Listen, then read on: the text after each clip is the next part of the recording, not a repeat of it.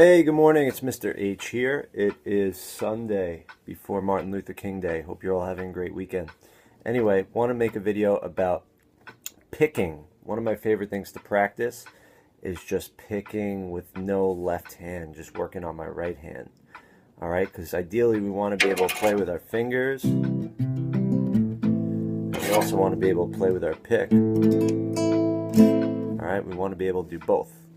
So the important thing with picking is you never want to move more than you have to. So if you're picking something, you don't want to be doing this. I see a lot of kids, they like jab at it like a chicken.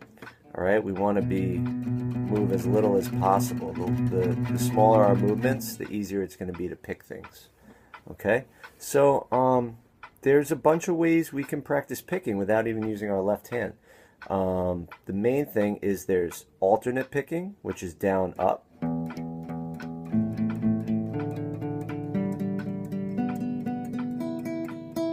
There is straight down picking.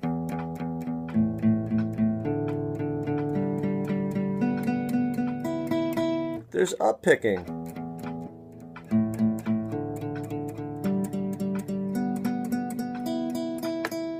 So we want to be able to do all those other things. Then there's sweep picking. Let's say I'm holding an E minor chord. Right? Okay. One of the famous songs that some kids at our school have learned is what's it called? House of the Rising Sun, which goes like this.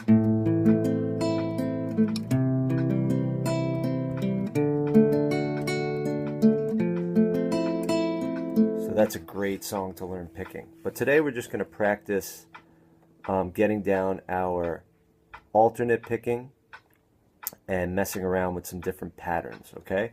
So one thing you're going to want to have is a metronome, because a metronome takes the place of like a drummer, and it's perfect. It never messes up. So if you can't play with a drummer that never messes up, then you're not going to be able to play with a human who messes up all the time. We're human, we make mistakes, right? So we always have to be listening for the beat. So it's good to get a metronome app like this on any smart device. If you type in metronome, M-E-T-R-O-N-O-M-E, or you could go online, you could Google free metronome, or you could go to a music store and you could buy a little metronome. It looks like a phone, but all it does is play the beat, and you pick the tempo. So any metronome is going to give you a tempo. So right now I have 86 beats per minute. So that's what that means. There's 60 seconds in a minute. So if we went 1 second, so right now I'm going to go down to 60. And this would be like 1 second. 1 Mississippi, 2 Mississippi, 3, right? Okay. So let's go, we'll start at like 75. Because we also want to be able to track our progress. It's cool when you see yourself getting better. So at 75 beats per minute, I'm just going to go like this.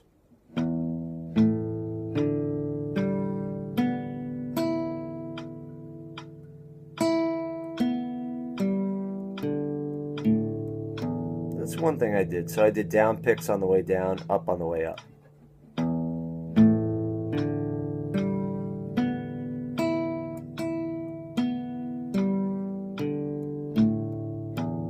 Okay, maybe I want to try alternate picking. Down, up, down, up, down, up.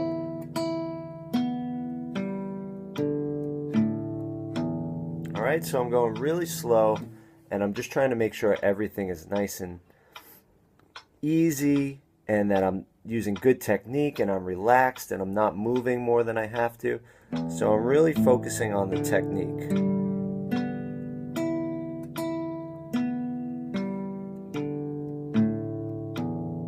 Right? Because if you could play it slow, then you'll be able to play it fast. You can't play it fast until you can do it slow.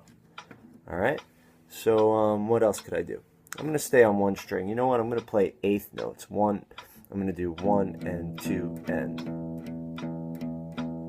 So again, I'm listening to that beat. I'm trying to groove with that beat. I'm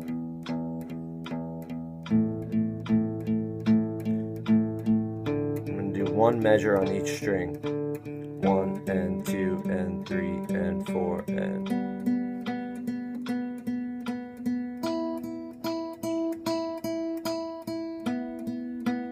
So you want to stay really relaxed. Use as little motion as possible. You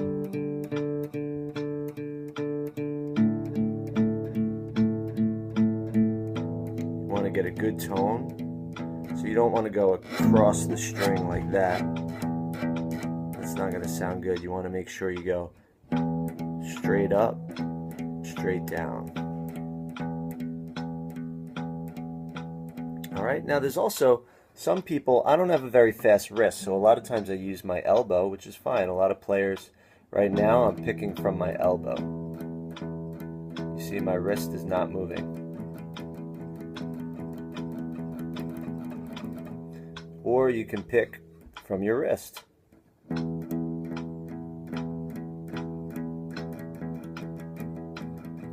So right there, my elbow's not moving, it's just my wrist. You could also pick from your fingers. So right there, my wrist is not moving, and my arm's not moving, it's just my thumb and my pointer finger. But ideally, you want to be able to do all of them. Now I have a crutch. Anyone who's seen me play sees that I keep my hands like this a lot. I've gotten used to that, and I can play really fast like that.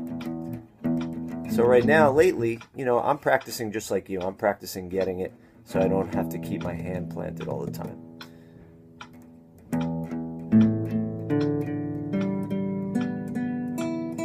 What's another thing we can do? Different patterns. Okay, so right now, I'm just going to pick a pattern. I'm just going to mess around.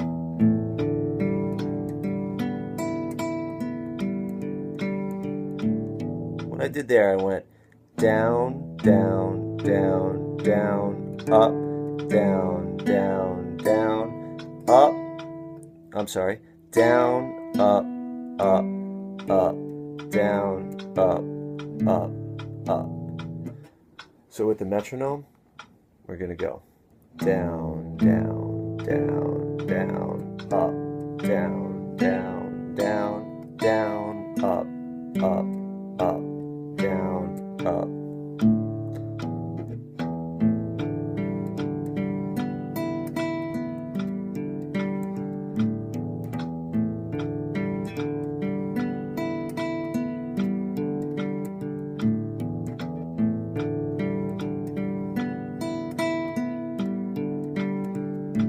Now if you're doing something and it's really easy, speed up the metronome.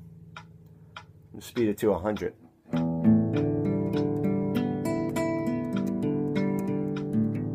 See, I messed up a little bit. So that might be a little fast for me. Let's see, maybe it was a fluke.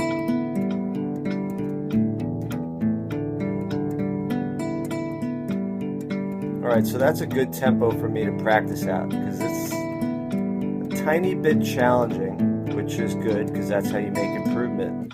So you want it to be a little bit challenging, but you want to be able to do it clean. If it's too challenging, you're going to develop bad habits. So if I went to, let's say I went to, wow, I'm at, all right, 170. You see, I got a little messed up. And then I got to start using my crutches.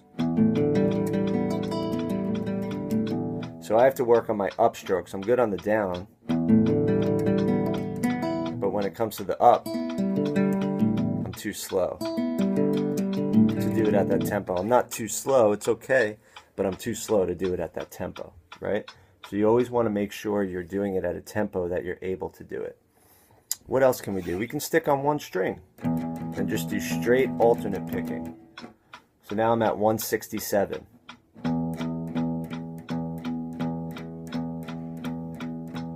Maybe I want to double that speed.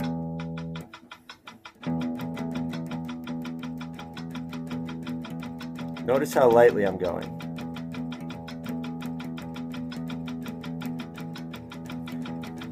So if you get it now, I'm going to make sure everything's relaxed. My shoulders are relaxed, my wrist is relaxed. I want to keep everything relaxed. Let me see if I can do 4 beats per string.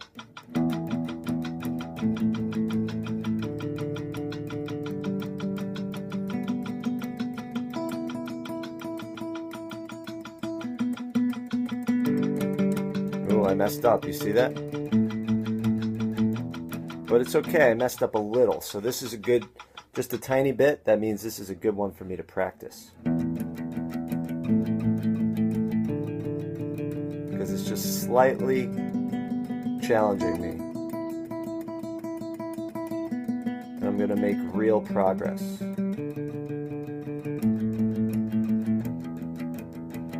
Okay? One thing you can do, take a chord. I'm going to take a E chord. Play around with it. Come up with some patterns.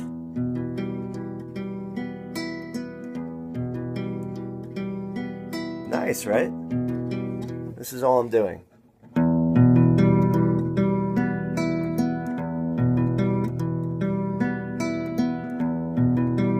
Already it sounds nicer than just going, right? Maybe I want to do a whole progression like that.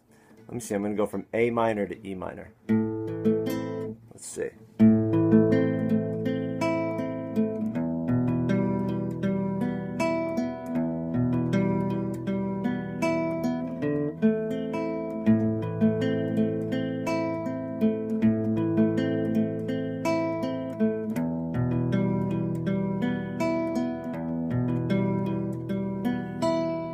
Maybe.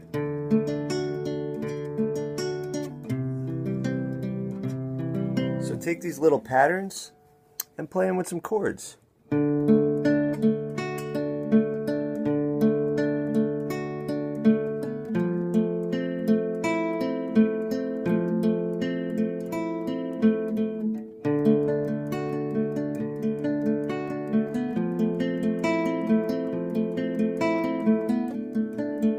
Right?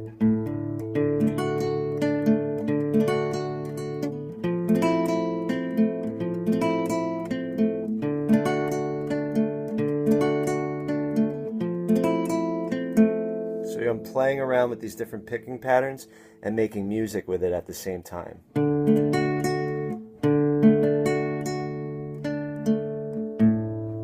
It's weird because I'm looking at the camera instead of the guitar, which is messing me up a little. But you see you see the idea. So I'm trying to get as little movement as possible. I'm trying to make it just a little, with the metronome, just a little too difficult. Find the speed where it's really easy, and then gradually go a little higher.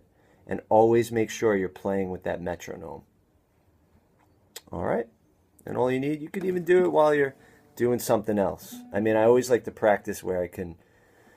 Another thing worth mentioning is that it's good to not stare down at the guitar too much, because when you're live on stage, you might have to look forward, especially if you end up being a singer. You need to be facing the microphone. So you want to get to just feel what it feels like. One of the reasons why blind musicians are a lot of times amazing, Stevie Wonder and so many different people, is because they have they feel the music so much in their hands because they're not looking. So if you can just feel it, that's the best. So sometimes I like to just close my eyes and just focus in on how it feels on my thumb, how it feels on my skin, and just get that feeling down. Because once you look at it in the eyesight and all the distractions in the room, it takes away from just the feeling of your fingers against the guitar. All right, so that's how I go about practicing picking. Hope that helped.